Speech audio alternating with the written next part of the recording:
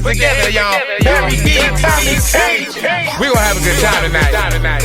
Let's go, let's go. It's Old Men Sweats. Hello, everybody. Old Men Sweats. I'm Barry D, and over here is my buddy Tommy T, and this is our program brought to you by the BLEAV Network. Obviously, we're going to talk NCAA March Madness Sweet 16. First, we're going to talk about Thursday, which is tomorrow. What's that, the 22nd, T? Yeah, tomorrow is the 23rd. The 23rd, right? Tomorrow. We're going to do Thursday, the 23rd. But I want to recap a little bit of our last week's games that we picked. But I also, I want to ask you something here because you seem like you got good energy, but also you just sent me a text message about some class, and it was, you were in some, and you were exerting, and it was 99 degrees? Yeah, the room was cool today. It was the hot yoga class. It was only 99. It's usually 104, but today it was 99. It was better. It was easier. You know? So what makes them decide how high up they're going to go with the temperature? Well, I think that it's designed for 100 degrees and 40% humidity. I think that's the way it's designed. But it varies depending on how full the room is. Sometimes if the room's full, it goes up to 104. Today, I never went above 99 because I was right next to the thermostat. But the humidity was 43%, I think it was. But, I mean, it's crazy. Remember we used to go to the saunas when we were on tour? We used to go to the saunas, and I couldn't stay in that sauna for, more than 4 minutes. Remember, I was just like, I got to get out of here. I love them. Even I used to love it, but even when we sat down just to relax, sitting there, I couldn't take it because it was too hot. It used to crush me. Now, well, I'm going to tell you. Now I do the whole workout, hour workout, and I don't even know how. So what's it, a yoga?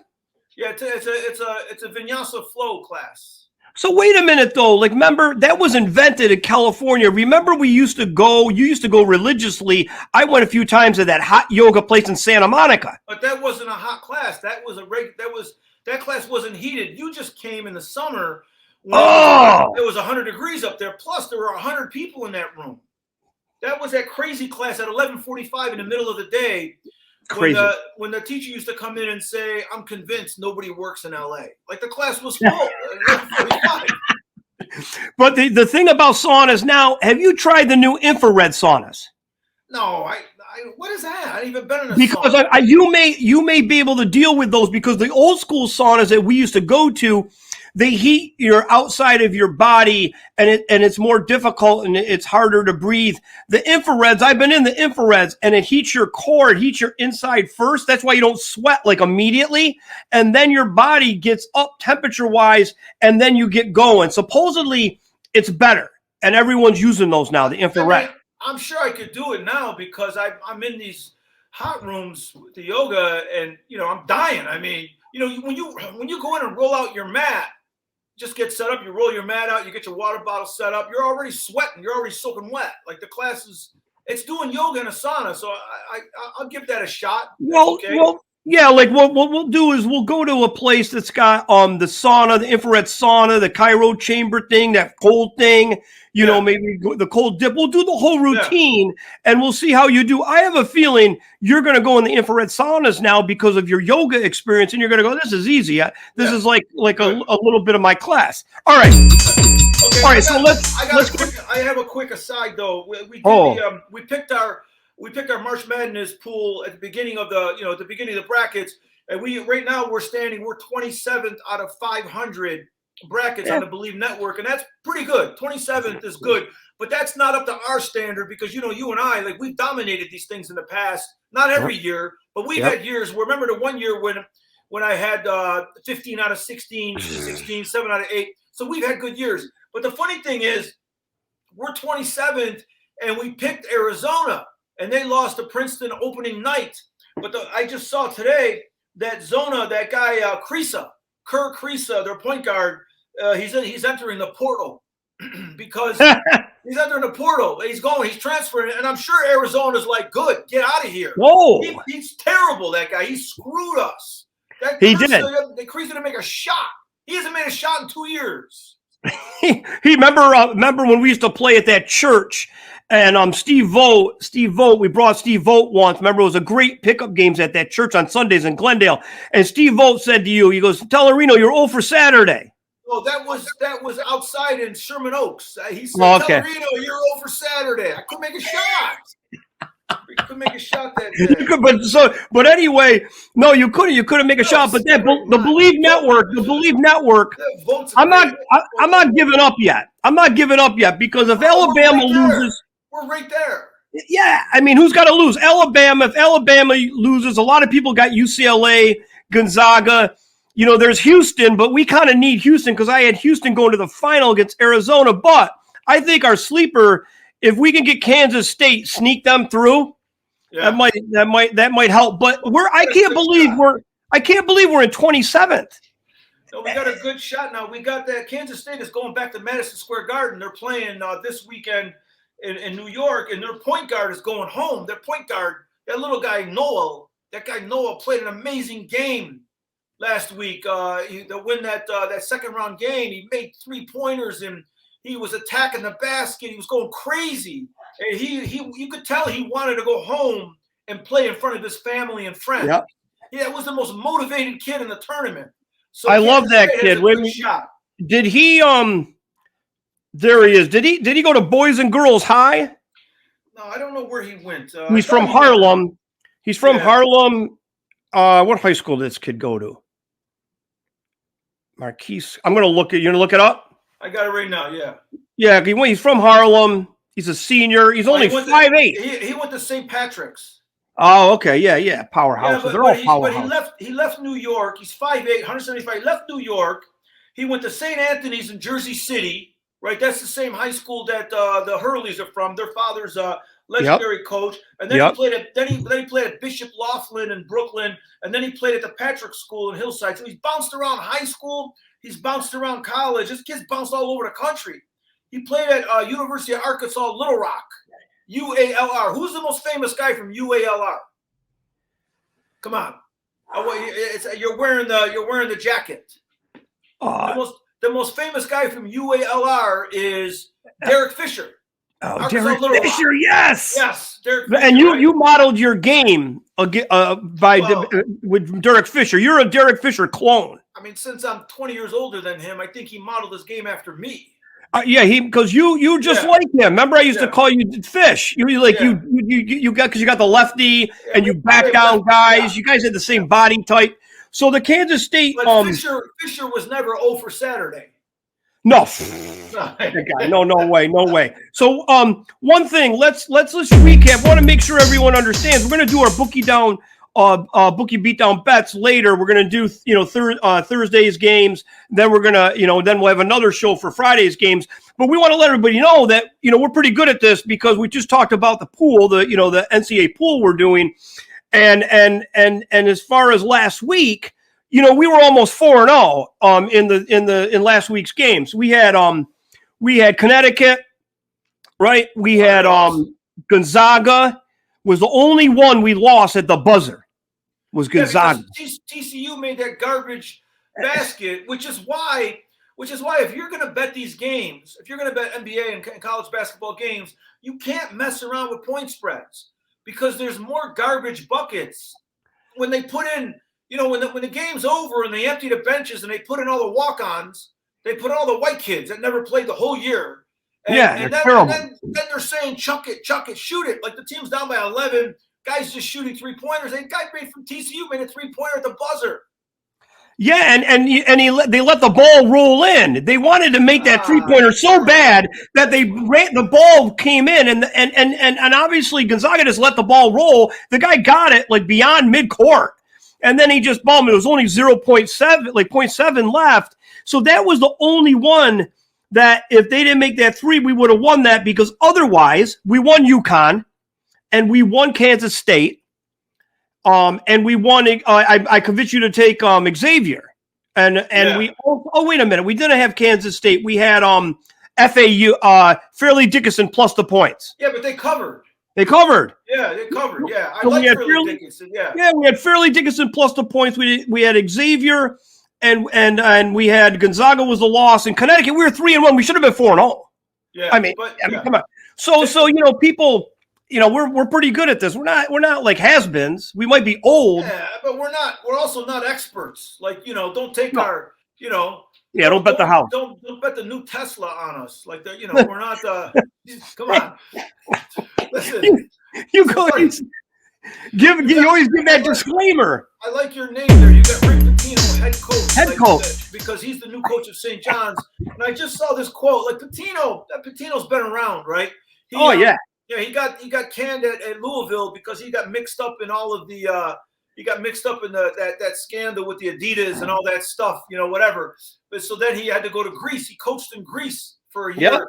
And he said that it was very difficult for him to coach there because the whole stadium is smoking. They're all smoking. Oh, that's got to be impossible. And he said he couldn't breathe there. He said it was the most unique environment he's ever seen a basketball game. You got 18,000 people smoking. That's ridiculous. Yeah. I mean, how can that even be? He must have aged. The thing is though, but the one thing is he got the job at St. John's. I saw his press conference. He's a little too cocky still at 70 years old. He says he's Italian. He's one of those cocky Italians. He says, I earned it. Man, you earned it. You've been fired from 100 jobs. Like, come on. I earned it. Like, you're bouncing around. He's like a gypsy, bouncing all over the place. He went to Iona the last 3 years. He does a good job at Iona. And then he's saying at St. John's, well, not all the players are going to stay here. He says, because to be honest with you, I'm difficult to play for. And so he's basically telling in the press conference, he's saying that he's going to kick a bunch of guys off the team. He's going directly to the transfer portal. Well, 2 Iona guys already entered the transfer portal. Oh yeah. Well, if he wants them, he's going to get them. Yeah, he's going to get them. Yeah. He's like a transfer portal guy, Pitino. He gets in that transfer portal. Yeah. And he moved around just for coaching. But you know what? You said he's like cocky, he's conceited, he's an Italian. That guy's like every other Italian. No. Even Rolly Massimino, that little fidget, was conceited and cocky. That little guy didn't he bounced around too at the end. Raleigh ended up coaching a Division III school or something at the end. Those guys, I get it, those guys have to coach. They coach right until the day they die. And I think they Seth Greenberg. You don't like Seth Greenberg, right? What do you mean I don't like Seth Greenberg? He was a coach. He bounced all over the place, and now he's a TV guy. And you're like, who's this guy? But right? He was a pretty good coach, wasn't he? No, he was never a good coach. He coached. He got Long Beach into the March Madness in the 90s, and then we never saw him again. He went to Colorado. He went to Virginia Tech. He went to USF, South Florida, the Bulls. But he bounced all over the place. He used the transfer portal too. He's a smart guy. He's the one that turned down Steph Curry. He was coaching at Virginia Tech, and Steph Curry's father called him and said, "Hey, listen, I played here. Del Curry." Yeah, Del Curry, famous. He said, "My son wants to come to Virginia Tech." And Seth Greenberg said, "No, we're good at guard. We got enough guards." And Del said, "No, you don't understand. He's one of the best shooters." And Seth Greenberg said again, he said, "No, we're stocked up at guard." He turned down Steph Curry. Like, that's how good of a coach he is. But Seth Greenberg, he's doing a show on the BLEAV Network with KATZ. We got to get him on this show. We got to interview him and ask him if that's We're not going to have a show. We're not going to have a show for long if you keep talking smack about Seth Greenberg and KATZ. We haven't said anything bad about KATZ yet. Yeah. Let's get Seth on this show and ask him if that's true. If he truly turned down Steph Curry in college. So Del Curry told that story. Well, Del went to Virginia Tech back in the 80s. And then you called him up. So where did Steph end up playing college ball? Davidson. Yes, Davidson, very good. And he what did he do? He took him to the Elite Eight. Yeah. And we never heard of Davidson before. No, never before that. You and I thought Davidson was Chevrolet in Rome. Isn't Davidson Chevrolet? Yeah, where we grew up, the Davidson family owned a Chevrolet dealership. That's what we thought Davidson was. It ended up being a college. I never knew it was a college until like 2000 when Steph showed up, right? Is it the Flyers? No, that's Dayton. That's Dayton. What's Davidson's nickname? What's the nickname? I have no idea. I know it. I know they wear red uniforms. So what do you got? Okay, so Seth Greenberg, if you do watch this or anyone at the BLEAV Network, let's get him on the show. Let's get him on the show, and he could talk about that. He could talk about how he transferred around in the portal to all those coaching jobs. But I don't see anything wrong with that. And I give the guy credit for getting all those jobs. I mean, 1 year I had 13 jobs in LA. You know, but they were coaching jobs. They were like, you know, waiting on tables, cleaning toilets. You know, this guy had a lot of coaching jobs at least. Now, wait a minute. I'm going to look up the Davidson thing, but what do you got to say about KATZ? You know, his partner there, KATZ. He's kissing Seth Greenberg's ass. I get it. I understand. What about KATZ? What do you got to say about KATZ? Who is that? Is that Andy KATZ? What's his Andy name? KATZ. Yeah, Andy KATZ. Oh, he's been around forever. And I like Andy KATZ. I think he went to Wisconsin, right? Yeah, he's a Badger. Yeah, I think he is. Yeah, he went to Wisconsin. Yeah, I like Andy KATZ. Whatever. Like those guys are good, but I'm just saying, if you turn down Steph Curry, if that's true, then you can't be an analyst on ESPN. I'm sorry, you can't be an expert analyst because that means that you have no idea about talent. How do you turn that guy down?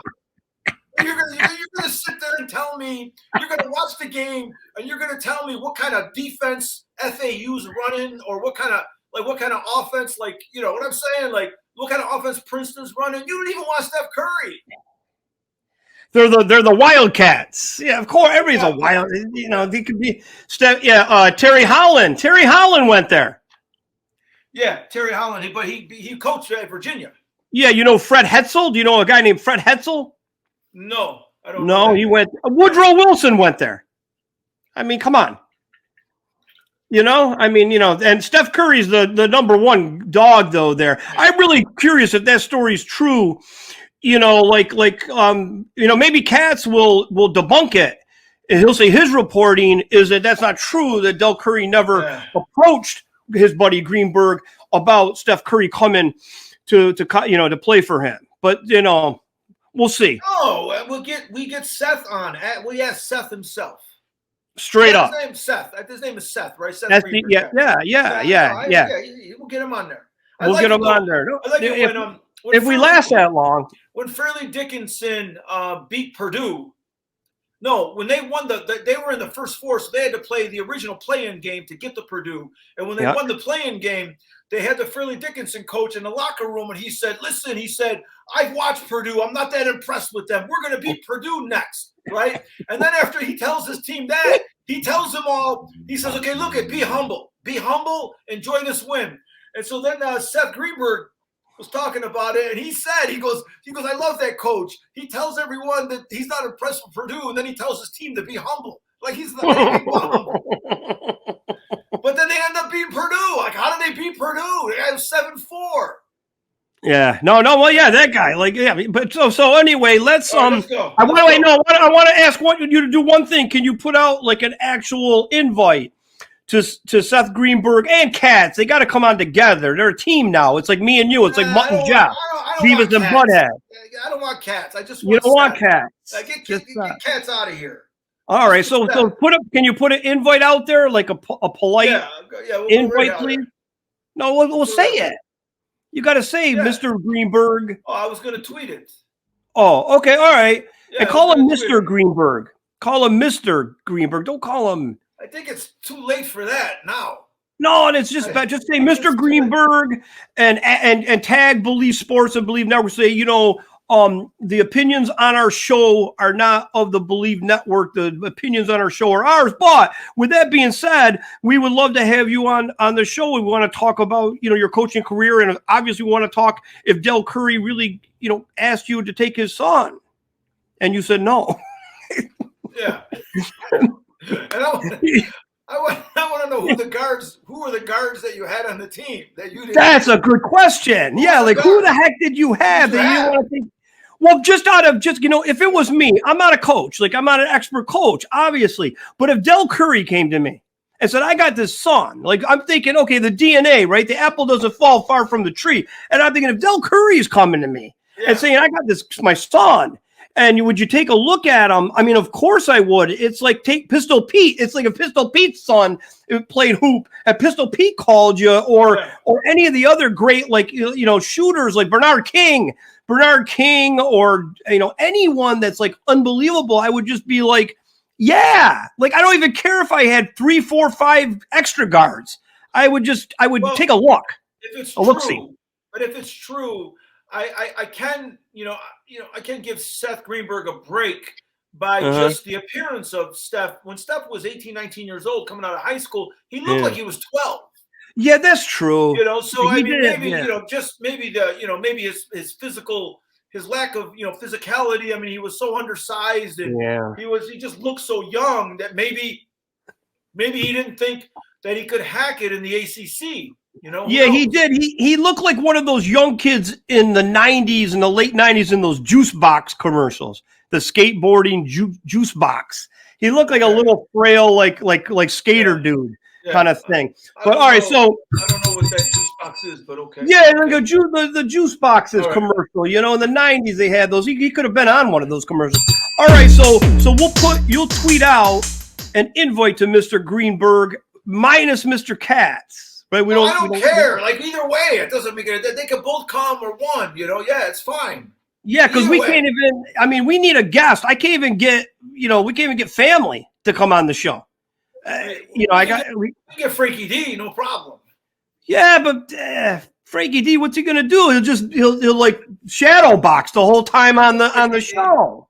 You know, like what's he gonna talk? He's got some good stories about fighting in the street, like that. But anyway, let's get the Bookie Beatdown. We're gonna do Thursday's game, NCAA Sweet 16. We're gonna pick every game. There's 4 games on Thursday. We're gonna start with the Michigan State, Kansas State game, give a little analysis on it, and then let's just make a pick here. I already know who I'm taking, but I want to know what you think. These games are not easy to pick. I looked at them. I'm taking Michigan State. I'm not. I'm taking K-State. Taking K-State, right? And I can't stand watching Michigan State's games. I hate watching their games because IZZO is always on the sidelines, frowning. Always pissed off at his players. Yeah. He calls way too many timeouts. Like he overcoaches. He's like Digger Phelps back in the 80s when Digger Phelps blew that NCAA tournament game against BYU when he called timeout every 30 seconds. These guys, they overcoach. Michigan State is awful to watch on TV because IZZO calls a timeout like every 30 seconds. And he's just a sourpuss. I always pull against Michigan State. I hate Michigan State. So I want K-State to win. Okay, so wait a minute. Let's talk about that. I even though I'm pulling for K-State because we have K-State in the BLEAV network pool, I still think they're a better team. Michigan State's minus 1.5. So we're just going to take the 1.5. It's a gift, and I think it's going to be a very tight game. But I think the difference again is that little guard. Like that little guy. I think he's the difference for K-State. Going to be playing at the Garden, right? He's gonna get bothered by everybody for tickets. But that guy, that team, it's like they play really hard. Those guys and their coach, they love each other. It's like amazing. Yeah, it's gonna be an under game. It's gonna be like 52 to 50. They're gonna beat the hell out of each other. If the referees actually let them play a little and don't call too many fouls, both of these teams are gonna just kill each other. Kansas State played crazy defense that last game that we watched them, so they're gonna So do you think the better bet is the under 137.5? Oh, for sure. That's always for sure. That's the bet. All right, so what we're gonna do is we're gonna take the under 137.5, keep the half a point there because if it lands on 137, you're in, and that's really the better bet. But we're still gonna take K-State. I mean, they're 23-11, Tommy, 23-11 against the spread. The Spartans are 17-16 against the spread. So Kansas State is better against the spread. I think their offense is better. I just think they're gelling right now. Kansas State comes out of the toughest conference, what they say maybe in college basketball history. The Big 12, the Big 12 was ridiculous this year. It was the toughest conference in the country, and the Big 10 wasn't tough. I mean, Purdue was like the best team in the Big 10, and they weren't any good. They were awful. So they're terrible. I like K-State in this matchup. All right, so we're gonna wait.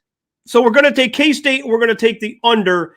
And I think the under is even a better bet. Now, let me ask you one more question before we move to the next game. Who's a better Italian coach, Rick Pitino or IZZO?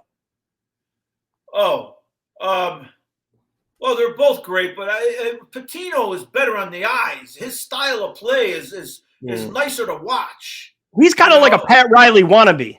with his style. PITINO. Yeah, no, I mean, but the way he coaches a full court press. Yeah, he's tough. Coaches tough. a up and down like style.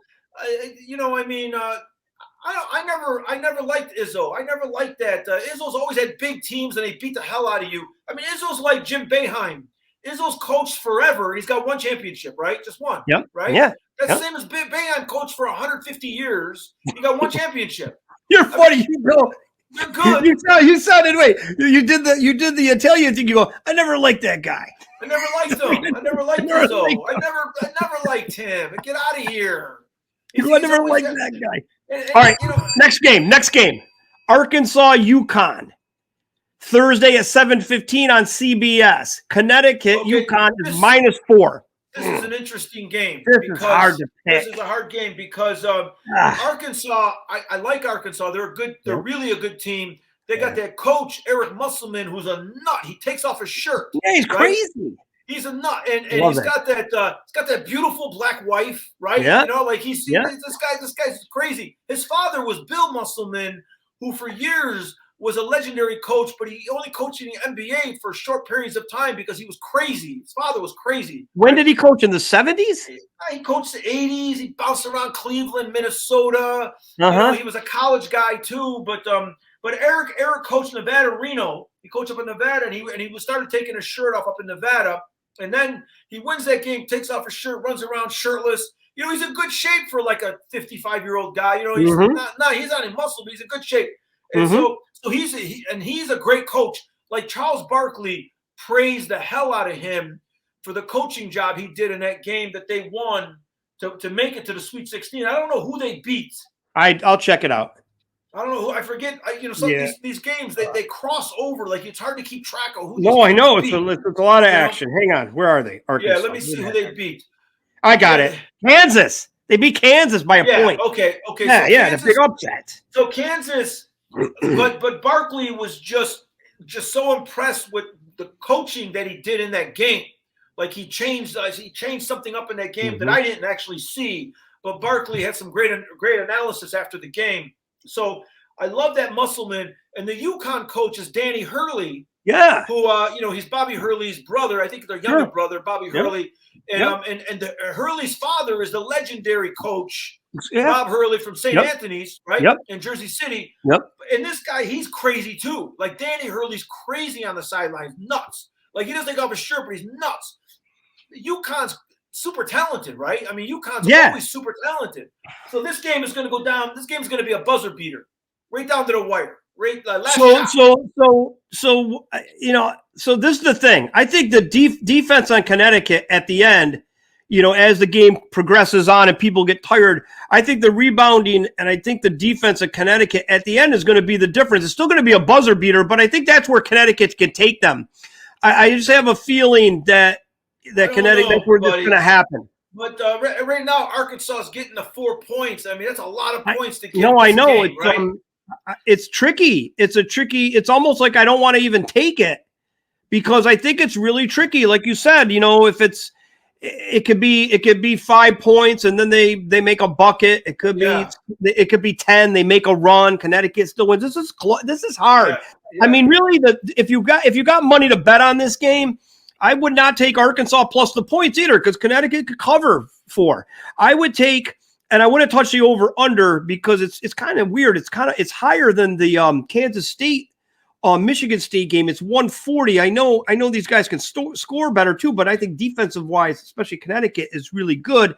I would I know sometimes people don't like to talk about this, but if I had to take the game, I would take Connecticut at the money line. It's -195. I know that's crazy. That's probably why I wouldn't take it. It's -195 to take 100.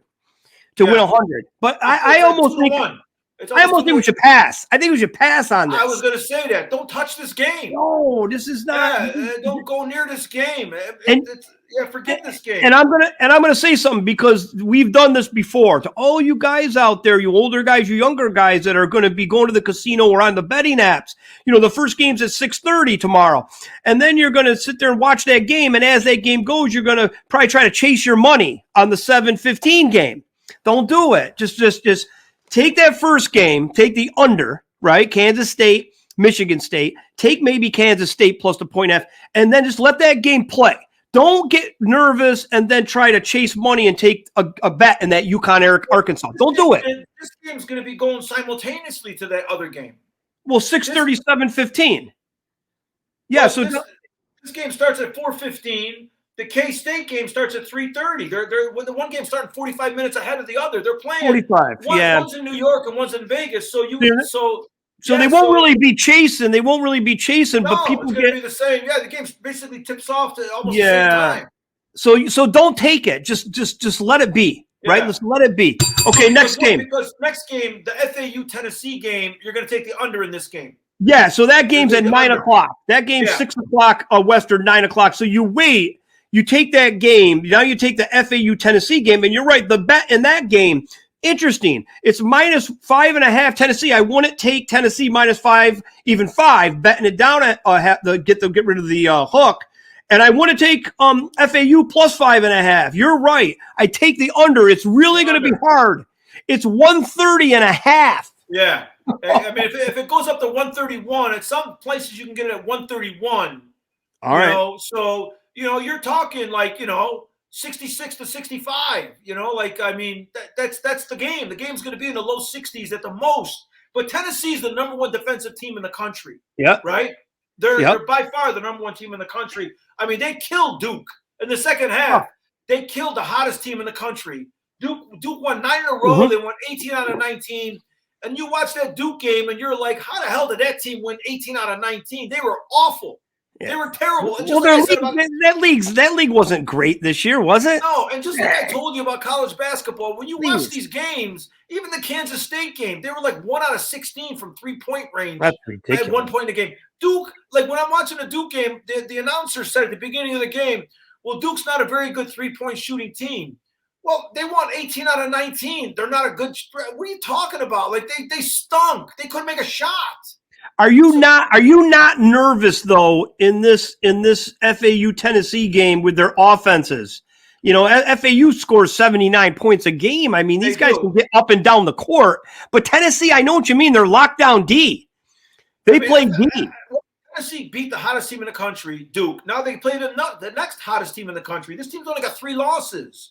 This team is crazy good, FAU. But they beat Duke. Duke only got 52 points off them. Yeah, in the second half they got nothing. FAU played 2 games this year against the SEC. I think Ole Miss beat them, and I think FAU beat Florida. Where is it? Oh, they did beat Florida, huh? I think FAU beat Florida. They beat Florida 76 to 74 way back in November. All right. Right? And then they played Ole Miss. I think Ole Miss beat them during the year, sometime during the year. When did Ole Miss? Yeah, Ole Miss beat them 80 to 67. So they played the SEC in back-to-back games way back in November. They're 1-1 against the SEC. They scored 67 off of Mississippi and 76 off Florida. So, I mean, they scored a little bit lower than their season average against those two. Yeah. They averaged about 71.5 points a game against the SEC. So that's But still, you're saying, okay, so because I don't like the spread on this game either, like the UConn game. So, and we don't like anything on the UConn. I'll take the under with you because I think also people forget it's a Sweet 16. The pressure becomes more and more as you go on in the tournament. Not everybody's going to shoot lights out every game. There's going to be. I think you start getting more nervous, you start getting more tense. FAU may get stopped. And I want to ask you something. How do you say this guy's name? This one guy on Tennessee, he's like an enforcer. He's like the enforcer in hockey. The big white guy, Pavlik or something. Nakahoma? Isn't it this guy, Olivier Nakahoma? Isn't that the guy with the mustache? Isn't he the guy who goes at, like he's like an enforcer? Like he roughs up guys. Are you talking about the big white guy? Yeah, he roughs up guys. I think it's this guy who's their top rebound guy. Olivier Nakahua. Is that him? Isn't that him? Or is it the other white guy from Serbia? That's a Kamwa. Yeah. No, the other guy is Serbian. The guy I'm thinking about is the guy from Serbia. Yeah, what's his name? He's the guy. He just beats up people. Pavlik. Yeah, that's the guy. Did you watch him the last game? That guy's scary. Dude, he got 2 fouls in the first 30 seconds. He had to go right to the bench. He's like playing a guy at the YMCA in the city. Yeah, like it just like roughs you up and elbows you and stuff. It works. The guy scares guys. I watched the game. He scares guys away. The guy's like he's an enforcer. It's funny. He's like the hockey enforcer that follows the best scorer around. Make sure he doesn't get taken out. All right, so let's just say let's just push it down here. Tennessee and FAU under. Yeah, I like that game under. All right, we'll take that under. All right, last game. The hardest game for me to pick of the day on tomorrow's game is the late game in Vegas, UCLA and Gonzaga. First of all, that's a dream matchup for Vegas. This is the first time Vegas has hosted a regional final. And to get UCLA and Gonzaga, they're the 2 most popular teams on the West Coast. Yeah. Dream matchup. The last time they played, Gonzaga beat UCLA a few years ago on a half-court shot at the buzzer, right? And then the time before that they played when UCLA was down by like 9 points with like a minute to go, and they stole the game, and Adam Morrison cried. Remember Adam Morrison? Yeah, he stunk. I'm so sick. That guy, he cried. He cried. Right in the court. It's okay though. I mean, he took a beating for crying. He cried. All right. So you know what's weird? You said this is the hardest game to pick for you. This is like to me the easiest game. I love UCLA, and I can't stand watching that Drew Timme. I can't stand him, but he's good. He's good. He's a good college player. He's gonna suck in the NBA, but he's a good college player. He's got those skinny legs. That guy too. I don't understand all these guys nowadays. All these guys nowadays got skinny, like chicken legs. Like there's no calves, there's no quads, no hamstrings. They got nothing. It's weird. It's like Manny Pacquiao. Manny Pacquiao's got bigger calves than these guys. It's like they it's just odd. Like they got little legs. There's no muscle.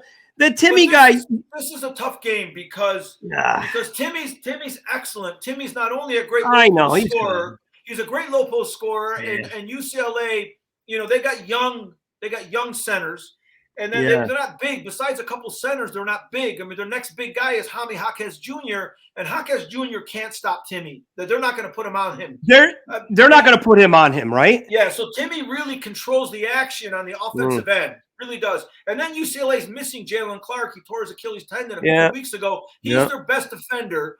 So UCLA is a man down, and they're not deep to begin with. And then the last thing is UCLA is not a good shooting team. They're one of those college teams that can't make a bucket. Like they can't make anything. Yeah, Gonzaga scores 87 points a clip. Yeah, I mean that's nobody. If UCLA played in Gonzaga's conference, they would have. They'd get 80. I mean, they would score 85-ish. Yeah, Gonzaga's toughest opponent is St. Mary's, and they're awful. Like I watched them; they're terrible. Right? They beat them. They beat them back in March. They beat them back in March by 26. St. Mary's got a bunch of guys that came back from a mission. They're all 32 years old, and they stink. They're 32-year-old college players. I never heard of that before. It's like BYU. It's like BYU. So wait a minute. So what you just said though, you should lean towards UCLA because the competition that UCLA plays, if they had their guy that's out, forget it. It would be over. But I think the key is going to be a weird thing here because, like you said, Jaime's not going to cover Timme. I don't know who's going to cover Timme. I don't know what kind of D. They're their 2 centers. They got that Adam Bona, who's good, but he's very raw. And then they got the other guy, Nwuba, and then they got Etienne. They got like they got these guys they're not really skilled offensively. So UCLA is going to have to trade out a bunch of fouls. Sure. Yeah. They're gonna have, they're gonna be hacking Timme because Timmy's got all those low post moves. Timmy's like a small Kevin McHale. Oh, that's a good. That's a really good. Yeah. Moves. And McHale was like 7 feet with like. That's a good analogy of it. But Timmy's he's like McHale. Pump fake, up and unders, turnaround jumpers. He's a good player. But he's not going to be Kevin McHale in the. So let me ask you this: will UCLA try to get? Obviously, they're going to try to get him in foul trouble. Like, who's he going to guard, Timme? Who's going to get to guard the UCLA center? They got no offense. So the only way Timme gets in foul trouble is if UCLA attacks the basket and he gets fouls on help. Yeah, why don't they try a pick and roll with they're going to run Jaime. pick and roll. They're going to run pick and roll with Jaime and Tiger Campbell. And get Timmy to come out, because if Timmy goes down, if Timmy gets in trouble, foul trouble, it's over. But the other thing is Gonzaga has the 2 forwards. They have Strother and they have another forward. They're like 6'8", and they're really active and good. So Gonzaga's talented. Gonzaga doesn't play in the big conference, but they can always step up and play a big game in the tournament. They can't play multiple big games. Like once they got to Baylor a couple years ago, they were just annihilated. Yeah, because they didn't have the athletic ability. They can hang with UCLA. So is the pick in this game the over? No, because UCLA can't shoot. It's not going to be the over. What's the over under in this game? It's probably 145.5. That's high. It's the highest one. Over. No, that game's not going over. No way. The other thing is UCLA is like Tennessee. They're a great defensive team. This game is under. UCLA. I'm going to take UCLA. I'm taking UCLA. It's -1.5. If I had to lean, I would take UCLA too. If I had to lean one way. So what I would do, it's -1.5, or money line is -120. I would just take the money line -120 to win 100. I think UCLA. I might parlay this UCLA in the under. I might take UCLA in the under in this one. I might do this one. I might parlay a game here. Bite a half a point off the. I bite a half a point, right? Yeah. Yeah. UCLA wins one. They win 62-61. Someone missed a last-second shot, something like that. That's what I might do at this game. All right, so let's recap. Let's recap. I mean, let's recap. Our first take is we're going to take Kansas State, Michigan State, the first game, 6:30 Thursday, which is tomorrow, and we're going to take the under 137.5. Yeah. And we're going to take Kansas State plus the 1.5, but we like the under better. But we're going to take K-State too. The next game after that, 7:15. We're not touching Arkansas, UConn. God bless you if you can figure that out. And I think a lot of people are going to take Arkansas plus the points because they just beat Kansas. So the public money, the public, right? The public is going like Arkansas. They beat Kansas. That's what people do, and they're going to bet them. I guarantee there's going to be a lot of money on Arkansas plus the points, and I wouldn't do that because UConn, you never know, man. UConn, they've got experience, like up the yin yang, and they don't mess around. But we're not going to take that game. The next game, FAU Tennessee, 9 o'clock on TBS. We're going to take the under in that game, and the under is 130.5. We're not touching anything on the spread there too. So our two picks so far really are really plus picks are the Kansas State, Michigan State under, FAU Tennessee under, and then we're going to go for UCLA. We're going to take it.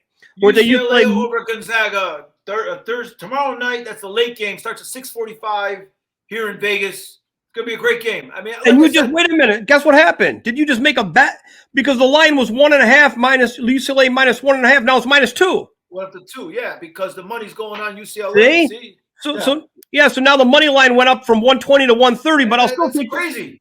I'll still take the -130 UCLA. I'm not going to give up 2 points. Maybe some of our listeners put the bet in immediately after listening to our pick 5 minutes. They must have. And then you're going to parlay. Tommy T is going to do a special Tommy T parlay. Two time. He's going to go UCLA. Are you going to go minus the 130 or -2 points? And then total. I'm gonna go -2, and I'm gonna take the under. I'm gonna stick with the original bet. The under. UCLA and the under. Under is 145.5. Okay, so that's Thursday, the 23rd, tomorrow. So you got Madison Square Garden, you got T-Mobile Arena in Vegas. These are great games. I think it's really interesting. I want to say one last thing that I think I was listening on the other shows and just people talking, and maybe it's true. Do you think it's the games now are better and more equal because of people staying longer in school because maybe the transfer portal or the NIL and stuff like and it's like these big shot teams, they're still good, but it just seems like there's a little more like parity. Is that true based on like the transfer portal or NIL? The biggest reason there's parity, I think the biggest reason is because all the true talent is in the NBA. Like no one stays in college anymore. If you're If you're a great player, you're going to play 1 year of college or you're going to skip college. So Duke doesn't have great players anymore. Kentucky doesn't even have the great players. If they get a great player, I mean, Syracuse can't get back into the top, upper echelon because they can't keep a great player. They get a good player, he stays 1 year. No one stays. If you're one of those top players that has an NBA game, you're gone. So what happens is the guys that stay in college, they're not like elite talent. Like North Carolina, they have that center named Baycock, B-A-C-O-C, B-A-C-O-K. Baycock, he already said he's coming back for his 5th year. Now, he's one of the better players in college, but he's not good enough for the NBA. Drew Timme, the guy we talked about at Gonzaga, he's been in college 4 years. He's a great college player. He's not good enough for the NBA. So that's why you got this parity, because you're getting some of these teams, like K-State maybe, or even like a lesser team like Princeton or FDU, they're getting players that have been in college for 4 or 5 years. A lot of them bounced around for 3 schools, right? So by the time Iona gets them or St. John's gets them, they've been in college for 5 years. They're not good enough for the NBA, but they're so experienced. So that's where I think you're getting the parity. And do you think the NIL helps too? Because even if you make a little money and you're a decent ball player, just stay around and make a little money, you're not going to make the NBA? So you just keep staying? I don't think there's a lot of NIL money for these guys. I think that the stars are getting that, but I don't know. Drew Timme, is Drew Timme making NIL money? I mean, maybe even just like $100,000, $50,000. Yeah, I mean they're gonna make some of that, but that money is mostly in football. Like that's where all those guys are making that money. But yeah, the NIL does help. I mean, Jim Boeheim, who just retired at Syracuse, he refused to get involved in that. He said I don't want to buy players, and and I mean, so like that's not going to work in this, in the current environment with NCAA basketball. If you don't want to pay for players, or if you don't want to help them get NIL money, well, then you're not going to have a good team. So I think that the administration at Syracuse was happy to see Boeheim go. Like I said, he was there 150 years. I mean, Boeheim got to Syracuse when he was 3 years old. He got on campus. He's been there forever. He's been there forever. I mean, he played with. But he's perfect. He's perfect for upstate New York because they hate change. They hate change up there, upstate New York. He's perfect. They go, the guy from Lyons, New York. Let's just keep him forever. It's like, I think that he's they were happy to see him retire. I don't know if the administration and SU just said, listen, you got to go. They probably just said, you got to go. Because, they got some good players, but none of them stayed because you don't want to pay anybody. Anyway. Yeah, no, I agree. I think, I mean, he did great. Let's face it. Like his first, that wasn't his first recruit, Louis Orr, the Louis Bowie show. That was his first big class, the Louis and Bowie show in the late 70s. Yeah, that was great. That was a great team. But listen, Boeheim's first 40 years at Syracuse were great. His last 30, not so good. Yeah, exactly. Not so good. So that's basically like a final sweaty thought, Jim Boeheim. Yeah, there we go. I mean, we're CUSE fans, but I'm not like crazy CUSE fan. I like UCLA too. Yeah, I'm like for you. Too, yeah. CUSE is like my second team. Yeah. Like, I don't really care too much about them. Like, but UCLA is my team. So all right, so look, that was good. I think we got some great picks. And I think there was some unbelievable knowledge there, and we put down some people that are on our network. And I think that's fantastic. So everybody, Barry D, Tommy T, Old Men in Sweats, go follow us, subscribe to us, watch and listen on your favorite platforms. There's all these platforms out there, so just find one of them and go on it. And remember, all you people out there, we won't try harder next time. So don't even ask. Well, don't even ask. All right, it's going to be a great Sweet 16. Check this show out tomorrow, Thursday. You get the Thursday games in, and then we'll have a little abbreviated thing on Friday for the 4 games on Friday.